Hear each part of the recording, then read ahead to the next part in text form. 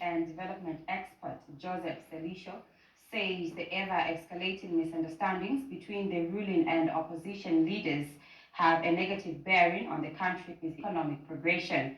Mr. Selisho says those in opposition are making every effort to ensure that the country becomes ungovernable.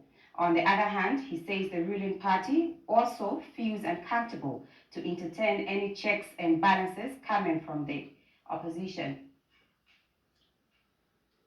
The role of opposition political parties is critical in determining the level of accountability by governing parties and governments, the effectiveness of public service delivery, and the overall quality of the country's democracy and economic growth. Opposition parties provide alternative visions, policies, scrutinize government decisions, policies and actions, as well as defending the voters' interests. However,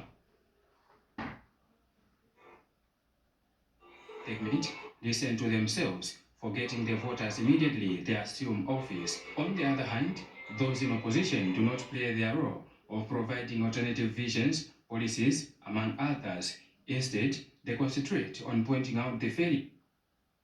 In Masuku area, Choma district, Southern Province. And finally, in sports news, the Zambia women's football team will take on together. After all, it is one Zambia, one nation. And that government today is responsible to the people, and it is through the people that have been elected. So that's why development must be given the first priority through what I've mentioned. Without that, it becomes a huge problem. So peace must prevail among the parties.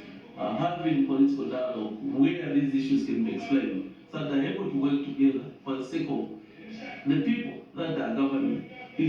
They are all Zambians, and there's no need of political bickering. Zambia's Vision 2030 is a long-term prospective plan that aims at attaining prosperous middle-income nation status by 2030 by creating an enabling environment for sustainable socio-economic development. Mr. Serisho says this can be achieved only if politicians, both in government and those in opposition, put their ideas together.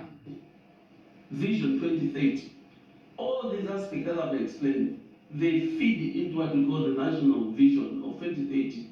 It is a concept where Zambia will be seen as a prosperous middle-income status country, where everybody will be able to afford and able to do something for themselves. Now, all what I've explained, if parties, the opposition, the party in power are not able to work together, it becomes a problem. You cannot develop this aspect. These are done for the sake of the communities, the people that they live with. Vincent Piri for Community TV News.